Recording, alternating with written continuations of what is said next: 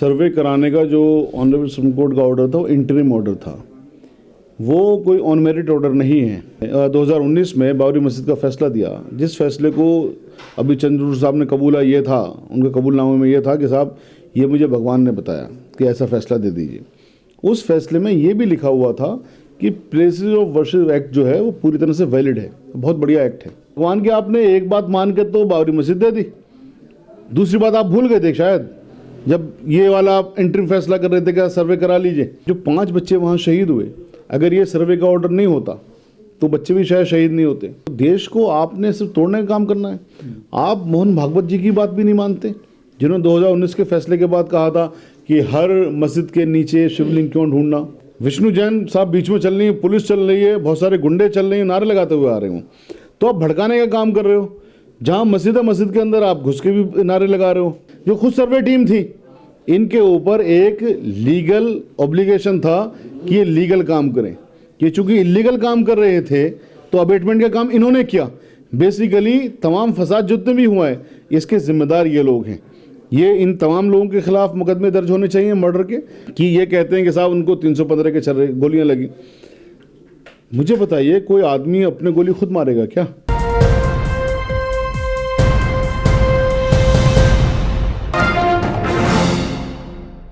पिछले दिनों 24 तारीख को जो संभल में हुआ और उसके बाद अभी तक जो अनऑफिशियली डेथ का जो आंकड़ा आ रहा है वो 6 पहुंच गया है। हालांकि ऑफिशियली अगर कहा जाए तो 4 ही अभी सरकार कह रही है।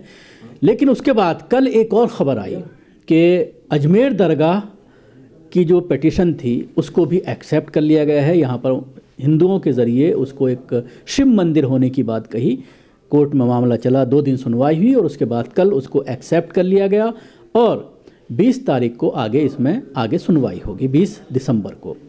तो एक एक करके मस्जिदों के ऊपर जिस तरह से हमले बोले जा रहे हैं, जिस तरह से उनके ऊपर पिटीशंस लगाई जा रही हैं, सर्वे कराए जा रहे हैं, 91 एक्ट होने के बावजूद, 1991 वर्शिप एक्ट होने के बावजूद जिस तरह से हमला बोला जा रहा है। हमारे साथ सीनियर एडवोकेट सुप्रीम कोर्ट के शाहिद अली हमारे साथ मौजूद हैं। शाहिद साहब, क्या कहना चाहेंगे? जिस तरह से एक रास्ता चीफ जस्टिस ने खोला कि सर्वे कराने में कोई दिक्कत नहीं है, 1991 वर्शिप एक्ट उसके आड़े नहीं आता, तो कहीं ना कहीं एक रास्ता खोल दिया और फिर निचली अदालतें बिना मुसलमानों की सुने हुए, मुस्लिम पक्ष को सुने हुए सर्वे का फैसला करती हैं और उसके बाद इस तरह के हालात जैसे संभल में हुआ वो पैदा होते हैं। और अब कल एक और नया सिलसिला जोड़ दिया गया अजमेर दरगाह का। देखिए, सर्वे कराने का जो ऑनरेबल सुप्रीम कोर्ट का ऑर्डर था वो इंटरिम ऑर्डर था, वो कोई ऑन मेरिट ऑर्डर नहीं है। ऑन मेरिट जो ऑर्डर्स है वो आपको बताता हूँ। जिस जज ने या जिन जज साहब ने, चंद्रचूड़ साहब ने ये फैसला दिया था इंटरिम कि साहब सर्वे करा लीजिए, कोई दिक्कत नहीं है, उन्हीं जज साहब को मैं आपको बताता हूँ।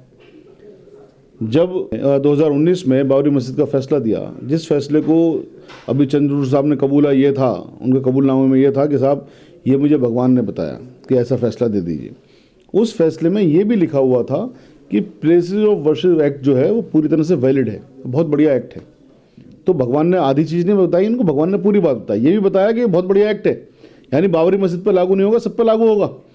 तो भाई भगवान की आपने एक बात मान के तो बाबरी मस्जिद दे दी, दूसरी बात आप भूल गए थे शायद जब ये वाला इंटरिम फैसला कर रहे थे कि सर्वे करा लीजिए।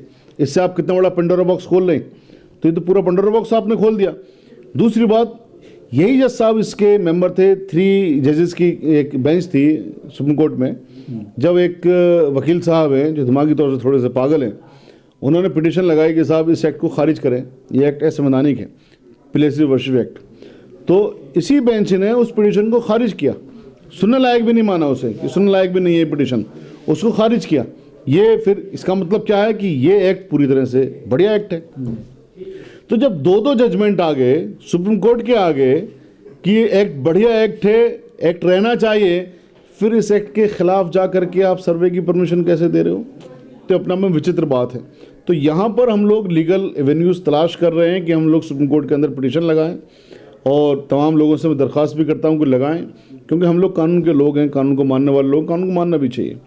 तो यहाँ पर देखिए, अब ये जो चीज़ है, एक इंटरिम ऑर्डर की वजह से कितना बड़ा पंडोरा बॉक्स खुल गया। जो 5 बच्चे वहाँ शहीद हुए, अगर ये सर्वे का ऑर्डर नहीं होता तो बच्चे भी शायद शहीद नहीं होते। अभी इन्होंने अजमेर के अंदर कर दिया। तो देश को आपने सिर्फ तोड़ने का काम करना है।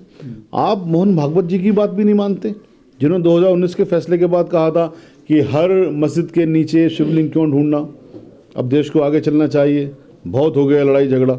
तो आप उनकी बात भी नहीं मानते, जबकि उनकी ये जो पार्टी है जिसकी सरकार है वो तो कहती है हम जी आरएसएस समर्थित लोग हैं, या आरएसएस का संगठन इसको चलाता है, आरएसएस चीफ की नहीं मानते। आप देश की पार्लियामेंट की नहीं मानते। देश की पार्लियामेंट ने एक्ट बनाया, देश की पार्लियामेंट सर्वोच्च है, किसी पार्टी का बनाया हुआ एक्ट नहीं है, वो पार्लियामेंट का बनाया हुआ एक्ट है। और पार्लियामेंट में बहस होकर बना है, और उस बहस में यही कहा गया कि बहुत हो गया हिंदू मुस्लिम, अब देश को आगे चलना चाहिए।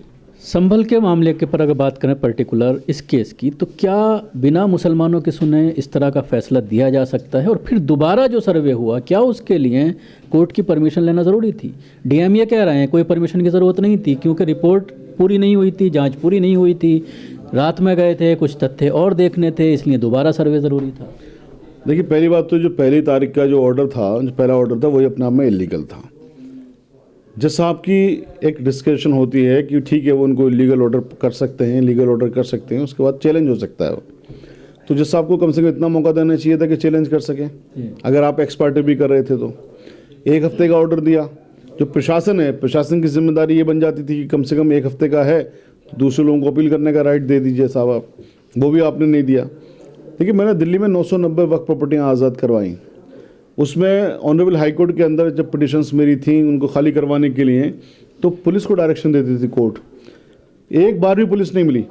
इवन के जो चीफ सेक्रेटरी है उनको बुलवा लिया एक बार ऑनरेबल हाई कोर्ट ने, तब एक बार जाकर पुलिस दी।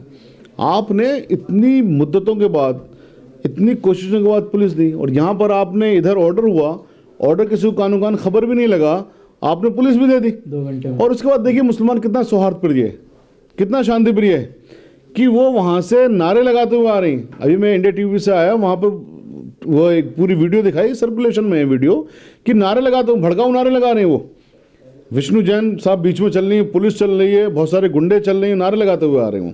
तो आप भड़काने का काम कर रहे हो। जहाँ मस्जिद है, मस्जिद के अंदर आप घुस के भी नारे लगा रहे हो।